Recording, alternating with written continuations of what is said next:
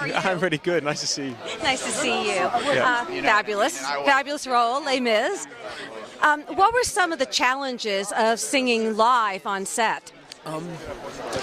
I suppose one of the challenges was that with film schedules, unfortunately, you can never choose when you're going to be singing your song. So there were times when you'd be doing it in the middle of the night, whilst being dragged through a swamp at 5 in the morning with a cold. And unfortunately, you couldn't go, guys, I've got a bit of a sore throat, so can we put that on hold? So that was one of the challenges. The other challenges was doing hundreds of takes. You know, like if you do take after take after take, and they're quite challenging songs. But at the same point, I can't imagine doing it any other way. Like the Amanda Seyfried, who had done Mamma Mia and had done a lot to play back then, had said that you spend so much of your headspace thinking about moving your mouth at the right time that actually it's difficult to be present, to be in the moment. So. Okay, so in a way, it was easier. Absolutely. I would have hated to have done it the other way. There. Yeah, exactly. What was your feeling as an actor with Tom Hooper's extreme close-ups? Well, I mean, I'd worked with Tom before. We'd done a thing called Elizabeth with Helen Mirren before. I love the way that Tom works. I think that he had a whole take on this story, which was that, you know, it's an epic scaled story, but it's about the epic scale of, as it were, the plot and this extraordinary thing that was happening, but it's also about humanity and the idea. I mean, he talks about the sort of the epic scale of the human emotion, really, in the face. And so I think his choice to go from the intimate to the macrocosm is very. I thought it played for the story beautifully. Yeah, it was so moving. We're all in tears, and you're just so fabulous. Thank you for doing it. Thank you so much. That Enjoy means a huge tonight. amount. I will do. Nice to see you. Oh yeah, thank you. So good to meet you, darling. Please welcome the president of the board of the Santa Barbara International Film Festival, Doug Stone. Good evening, and welcome to kind of the halfway point of the 28th Santa Barbara International Film Festival.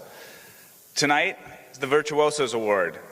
It's a great evening, a chance not to see one person, but to see 6 people who had fantastic performances this year. The moderator for tonight, his 3rd year in a row, he is the host of The Frontrunners on Fandango, Dave Karger. Please welcome Dave.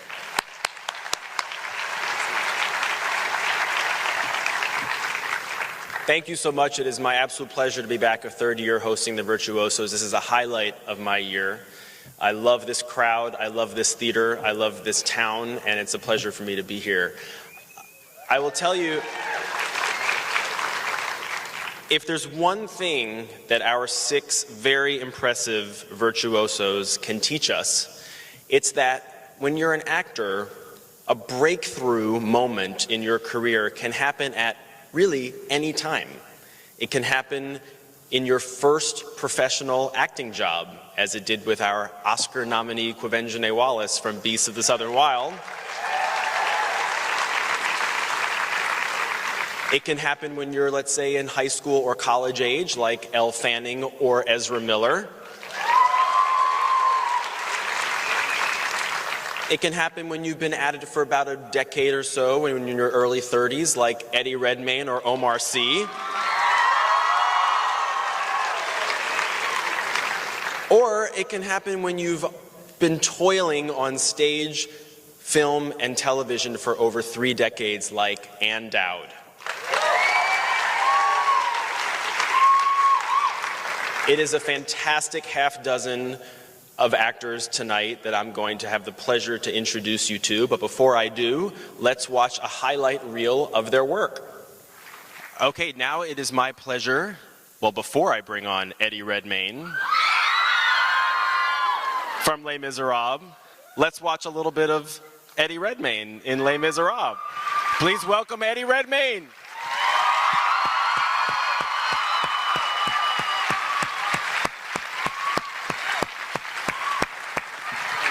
How are you? Great to see you. Oh, thank you. Yet more crying. I love bumping into you at all these events because I get to check out your awesome clothes. Well, thank you, yes. I love that. I feel like I'm wearing a sort of like a picnic. Like you can have a picnic on. So there's these already legendary stories that people have heard about this crazy audition process that people went through to get in this movie Les Miserables. Hugh Jackman had these 3-hour auditions. What makes you different is that you're one of the few, if not the only, major cast member of this film who had actually worked with the director, Tom Hooper, before. I want to know, at what point in the casting of this movie did you come on board? So when you found out you had this part, who was already cast? And then who did you then find out after you signed on was then going to be on it? Or were you not really privy to all that? So I was, I remember I was making a film in North Carolina playing a sort of Texan meth addict.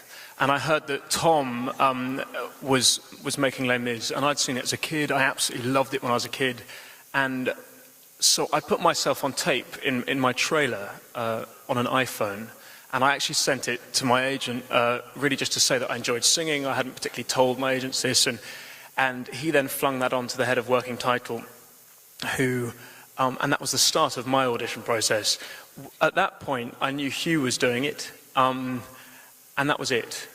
And my audition process from then, I can only describe it as being something like out of X Factor, and it was like a horrible sort of American Idol style nightmare that involved singing these songs that you've grown up loving to the people who wrote them. And I mean, Claude Michel Schoenberg was the equivalent of Simon Cowell, and but what was interesting was really coming at it, even though I loved the piece, coming at it having worked in film and trying to reinterpret it, and certainly that song, which was my audition song, singing it in a different way and with an intimacy, and there was this horribly scary moment at the end when there was sort of silence in the room, and I was like, are they going to buy that? But then from then on, I got cast, and then I started auditioning with Samantha and Amanda, and really it was about getting, and various other actors and actresses, and about getting chemistries right, I think. In your heart of hearts, did you know that you had this in you, or did you kind of surprise even yourself when you were filming it?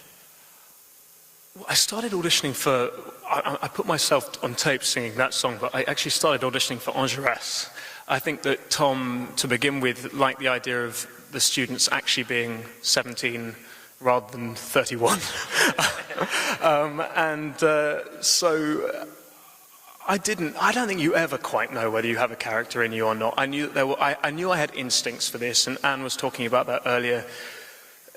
Just there was something visceral in it, and when I first sang the song to myself in this trailer, I thought I had an idea that if you pulled it down and made it intimate, and you would have somewhere to go, and you could draw an audience in, and I came up with the idea of also starting it without any accompaniment, because the problem with this thing of doing musicals on film is that the second an accompaniment starts, the audience sit back going, and now I'm ready for the song. So the idea of a thought being spontaneous or instinctive is instantly taken away because they're waiting for the bit when you start. So Tom allowed us all, as did the composers, to have this freedom to play with it, which of course Annie Hathaway does most extraordinarily.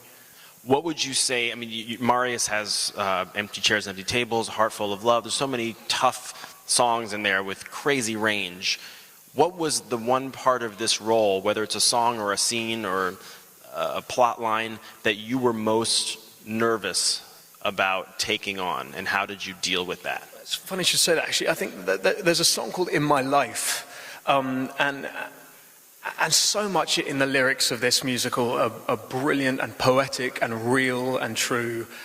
And then there are moments which are operatic, like that I'm this politically engaged lad who then sees this girl and decides to throw politics to the wayside for a moment and just sort of changes tact. It's love at first sight. It's Romeo and Juliet. It's operatic in its take. You know, in the book, their courtship is one of 7 months. You know, in the film, it's about 7 seconds. So there's a moment after having literally glimpsed this girl, he runs down a street going, "In my life, she has burst like the music of angels, the light of the sun." And I said to Tom, I was like, this bit is so florid and how do I make it work? Because I was trying, when we started it, sort of doing it under my breath, singing it as if it was spontaneous. And he came up to me and was like, "It's not working, mate." I was like, "Bugger." And he goes, he says, "I think this is one of those moments in which, although we're trying to do everything with as close a detail and veracity as possible, this is a moment, an old school movie musical moment in which you run down a street swinging from lampposts and just like give it your all. Like you have to get, and it was very interesting because I ended up doing that, and I think it, that you had to commit 110% to it. That was one of those moments when you had to sort of let it all go. But that was weirdly one of the harder parts. Given the fact that you're involved in this like intense love triangle in the film, how did that affect the way you and Samantha and Amanda kind of interacted off the set or in between shots? Did you laugh about it? Did you try to keep some of that dynamic going to help the movie? God, I want to sound all method and go, yes. But no, the true answer is we got on fantastically well. It was such an amalgam of actors, this film. You know, you had, on the one hand, you had Amanda and I who had never done it before, came from a film background, and then you had Samantha who had the sort of massive task of basically, she'd done it on stage to huge success and great acclaim, and she had to unlearn everything that she knew. And but what was wonderful was she and a lot of the guys, I mean, all the guys who played the students had all generally been in the West End production of Les Mis, and only on about day 3 of filming did I realize that 70% of them had played Marius. And so there was this sort of, which was wildly terrifying, and I decided if you can't beat them, use them, sort of thing. So I sort of asked them for their best bits and saw what I could steal.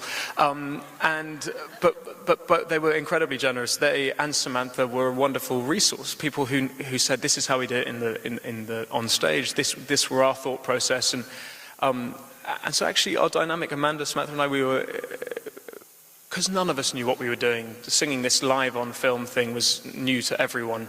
We were all it was a great sense of camaraderie.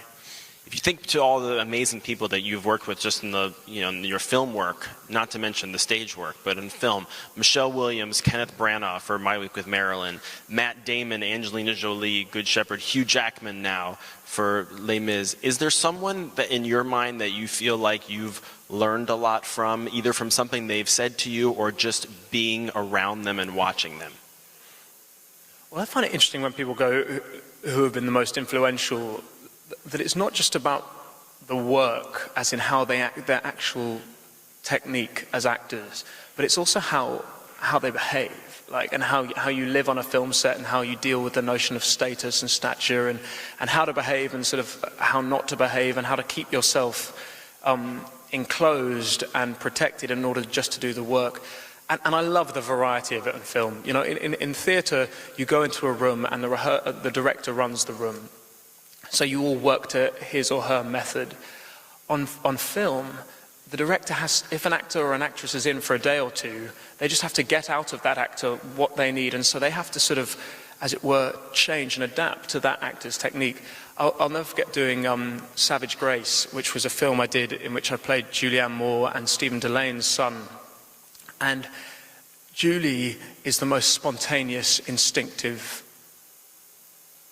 brilliant actress. Stephen is also phenomenal, will want to talk about it and rehearse. And so it was this wonderful mixture of watching two completely different actors working in completely different ways, and you in the middle trying to learn from both of them and trying to sort of somehow amalgamate the two. But I suppose certainly Julie, Robert De Niro directed one of my first films, and the way he works, which is often when he's directing, he'll keep the camera rolling. So you'll do one take, and then you'll finish the take at an emotional stature, which you can then literally go straight back to the beginning of the scene again and tap into that place. And so on Empty Chairs and Empty Tables, I asked Tom Hooper if we could put enough film stock in the camera to do 4 takes in a row. So I'd get to the end of Empty Chairs and Empty Tables and be at an emotional place, and then try and sort of suppress all that and start the song again, but you're sort of so G'd up by that point that it is helpful somehow. So he was a great influence on me.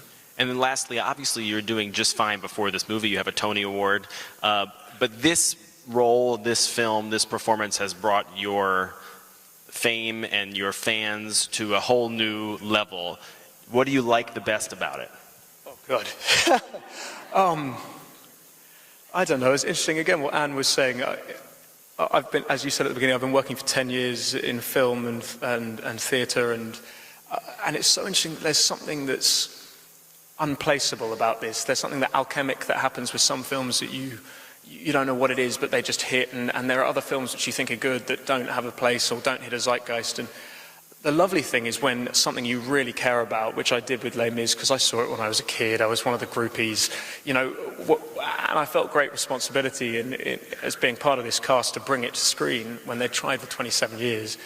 And the idea that people are reacting emotionally to it is basically the greatest gift that I could ask for. So. Well done on you.